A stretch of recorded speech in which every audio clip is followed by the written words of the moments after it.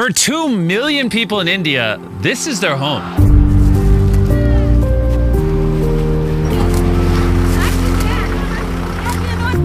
This is one of many dump sites throughout the country, where people have to scour through literal mountains of trash, which often contain sharp objects, toxic waste, and causes many diseases that are often fatal, only to make $3 a day. And because it is the country with the highest global population, India generates 1.3 billion pounds of trash every year. And the increasing wealth disparity between the rich and poor means that millions of people rely on sorting and selling this waste in order to simply survive, forcing them to stay trapped in this cycle. This is simply devastating. I knew when we picked this project that this was going to be difficult, but I had no idea how heartbreaking it was going to be here and witnessing this firsthand. This is just unlike anything I've ever seen. Being a new father and having to see children working in an environment like this just absolutely destroys me. And I don't really know how to describe it. It's not okay. As human beings, we can do better than to allow stuff like this to happen. But the dump sites aren't the only problem. A large amount of the population live in these urban slums. The poverty and the living conditions here are extremely harsh. People have been forced to build their houses right next to a railway track. We just met a woman, Baharjan, that lost her legs because she got hit by a train on a misty winter morning. If I'm being honest, this is one of the most heart-wrenching videos we've ever had to make. And although this problem seems almost impossible to overcome, there is an organization making a difference. Meet Shafkat. In a country like India, the way poor people are treated, they face a social taboo because they're dealing with dirt and garbage. So people consider them as a dirt and garbage. Shafkat is the managing director of Til Jala Shed, an organization started 36 years ago by his father Alamgir, who worked in these slums as a waste picker for many years. But he was one of the first and very few people who could read and write in the community. He became a school teacher and quickly realized how many opportunities opened up for him with literacy. And so in 1987, he made it his mission to put every vulnerable child in a classroom. Any human being, they have their birthrights to get right to work, right to food, right to education. Poverty has no time. They are struggling each and every day. Because they did not have education, young students going to crime. We have to bring those opportunities at the doorstep for these children. One of these children is Akbar, a boy born into a society of waste. Growing up, he had no choice but to scavenge trash alongside his family, just to earn enough money to live. That meant a life with no education, no security, and most sad of all, no prospects for a brighter future. 6 months ago, roughly, his father passed away, and that created a lot of pressure on the family. Now his mother is on her own, and it is very, very difficult for the entire family now with all those children. Akbar didn't choose this life of child labor, of poverty, of pressure no child should ever have to endure. He has seen the schools from outside the gate, but never had an opportunity to go inside and sit in the classrooms. He was 12 years old, but he never went to school. He never knew anything to write or read properly. What do you want to become? Engineer. Engineer. He says, I have seen a lot of things on the roads. People, car breaking down, people asking for help. Nobody comes for help. So I want to help these people.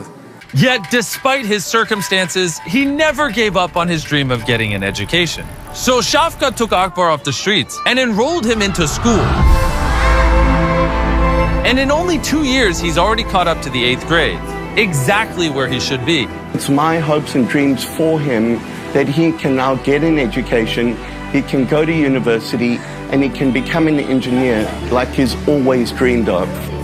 To make sure that you have every opportunity, we're going to give your family some money so that you can buy food and you don't have to worry.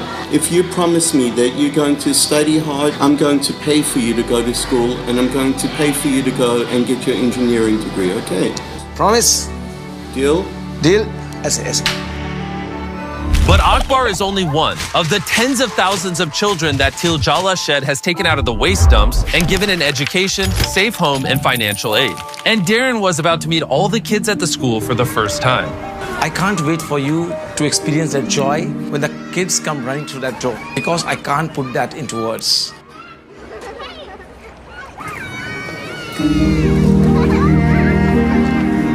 Shed has put 20,000 children on a path to a better life. That's one organization making a huge difference. And it's not just those 20,000 lives.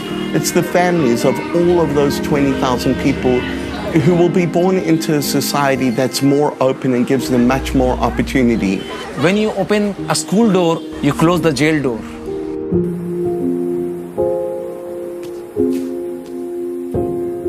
Education is the only way ahead, is the only way forward, which can only transform the society. In addition to the education that Tijala Shed is providing, they offer multiple extracurricular activities so that the kids can discover their passions. They have artistic talent hidden, so always we try to explore their talent. We have included sports, we have included taekwondo classes, we have included computer learning, guitar classes, piano classes, and a lot more.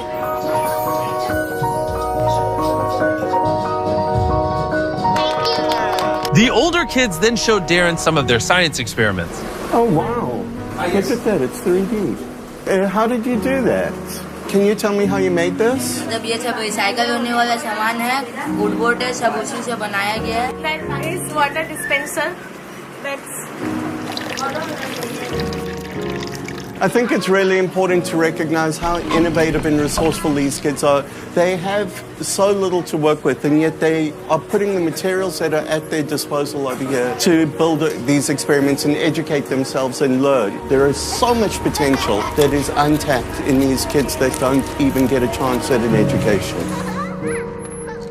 Despite the tremendous impact Tijala Shed is making in their community, the problem is too large to solve alone. There is so much need in the community and so much struggle. We need to expand our operations. So there is always very difficulty for organizations like us to mobilize resources. And to ensure that we can make a long-lasting stamp on this problem in India, we have decided to fund the entire program at Tijala Shed for an entire year to help them expand to more areas in Kolkata and eventually throughout India. Because of each and every one of you, your viewership has helped get the support for this philanthropy, and we as a recipient can tell you we have received the support and the commitment from this philanthropy. Thanks so much for your blessings. But we have one more surprise. Shafkat told us that a lot of the kids were interested in computer learning, but the local library doesn't have enough computers to facilitate all the children.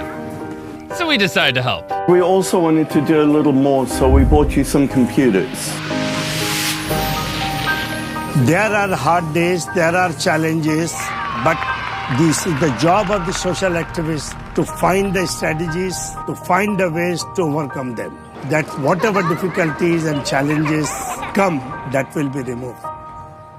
But we're not done just yet. Earlier at the dump, Shafka introduced Darren to Moesh and Adir, two brothers who had been working as trash pickers since they were 13 years old. They start very early in the morning, so it's like a 12-13 hours work, and they have very big families. यही काम हम लोग कर रहे हैं. चुनू के बच्चा लोग को सरकारी में पढ़ा रहे हैं और यही सब कर रहे हैं. Mohesh told Darren how he has to sift through garbage for hours every day, and he does this with the dream that eventually he will finally have enough to send his children to school. $5-6. It's very difficult for a rag picker family to run on just a small amount. Mohesh then invited Darren to his home to meet his family and learn more about the struggles he faces at home.